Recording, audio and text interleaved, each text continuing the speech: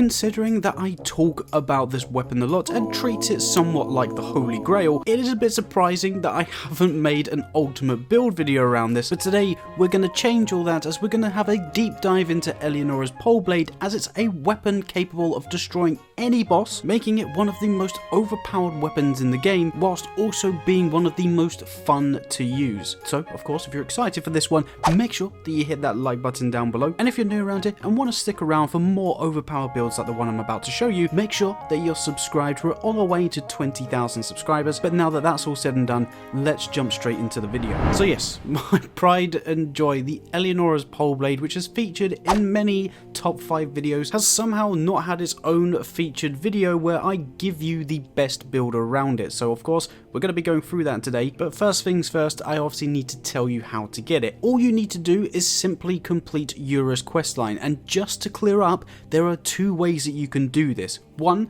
obviously follow Yura throughout Limgrave and the Lake of Lernia, before then he arrives at the Second Church of Marika, where after speaking to him there, ELEONORA will invade, to which you need to defeat her to get her Poleblade. But you can also just naturally progress through your game until you get to the mountaintops of the giants, because at that point it triggers Yura to become Shabiri, in which case ELEONORA will just naturally invade the Second Church of Marika, which is again located right here in the Altus Plateau, where you again can obviously just defeat her to get your hands on the Poleblade. So yes, there's 2 ways to do it. It doesn't matter. I just get a load of comments telling me that I'm wrong by saying you need to complete Yura's questline, but guess what? Either one of those 2 options, quote unquote, completes it, because you either do the quest as intended, or you go too far in the game in which the quest becomes null and void, to which the game then obviously triggers ELEONORA to spawn in. But if you did want to complete Yura's quest naturally to get this Poleblade before going to the mountaintops of the giants, I'll leave a link in the description to my short that showcases all of the steps you need for that, so feel free to obviously go and check that out after viewing this video. Like I hinted at in the intro, although it is a bleed weapon infused with the blood flame abilities,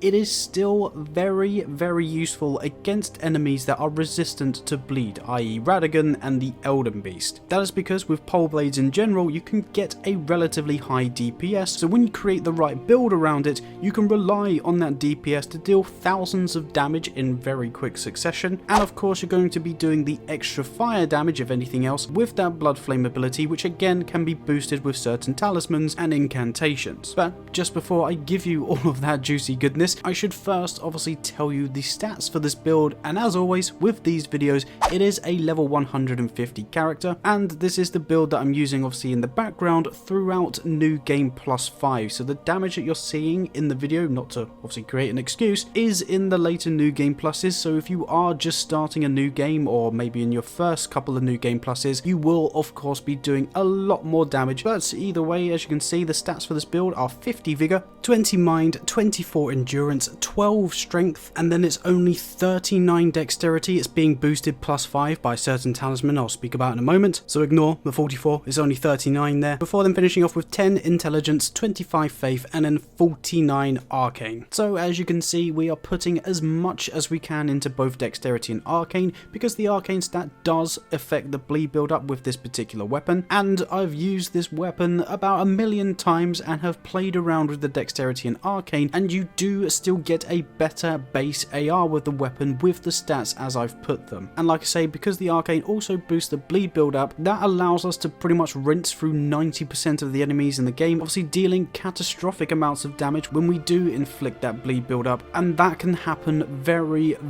often, very quickly with this weapon, especially if you're using the unique Ash of War. The Bloodblade Dance is an incredibly unique Ash of War, as it's only available on this weapon, and it is an Ash of War that has a unique combo, because the first move that it does flings yourself forward in that spinning motion, doing multiple hits in quick succession, to which you can press the Ash of War button again to continue doing those slashing moves before then pulling yourself back out, similar to that of say the Bloodhound Fangs Ash of War. Where this is slightly different though is that you do have a lot more maneuverability with this Ash of War, as you can also dodge a lot of attacks as you jump forward in the initial move before then staying low in the secondary exit, obviously making it quite useful to jump in, do a load of damage, and then jump back out. The other benefit with this Ash of War as well is it does a load of poise damage, meaning that you can pretty much just do like a gung-ho kind of move, jump in, do a load of poise damage. If it didn't either break their stance or kill the enemy, you can jump back out and essentially rinse and repeat that attack until either one of those two things happen. This weapon also has a unique charged heavy, but I will just say this,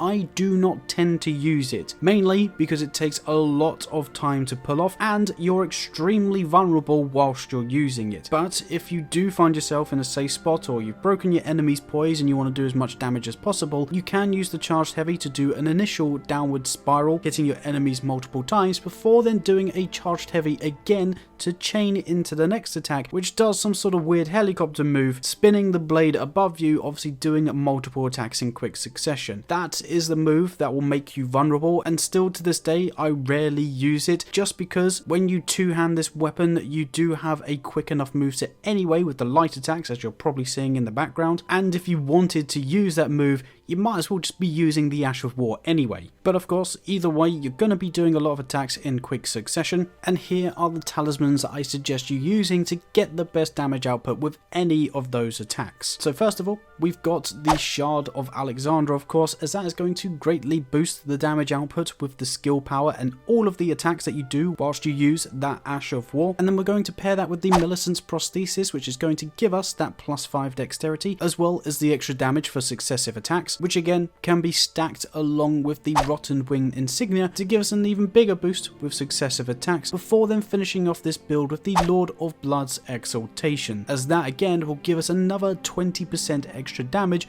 whenever a bleed proc happens. Now with the Lord of Blood's Exaltation, I do recommend switching that out for certain bosses that are obviously resistant to bleed damage, and where you're going to be up close and personal with those particular bosses, I highly recommend swapping that for something like the Dragon Crest Great Shield, and that's also going to be more beneficial as you'll just be wasting a talisman slot by having the Lord of Blood's Exaltation for those particular fights. And just before we finish the build with the Wonder Physic combination, I need to let you know that today's video is sponsored by MMOEXP. So yes, if you're looking for the fastest, cheapest and most reliable place to purchase in-game items and currencies, make sure you head over to MMOEXP, as they cover a plethora of games with Elden Ring included, and where we're partnered together, you can use my unique code JAZZA to get yourself 5% off any of your purchase that you make on their site. There will be a link in the description that you can use to get yourself over there, and like I say, don't forget to use my code JAZZA, JAZZA, to get yourself 5% off. But yes, just to finish off the build, like I say, with the Wonder Physic, no matter what boss that you're coming up against, I do highly recommend running the Stone Barb Crack tier along with the Thorny Crack tier, as mixing those two together is of course going to help break enemy stances, and then the Thorny Crack tier is going to be the third stack of damage, with successive attacks pushing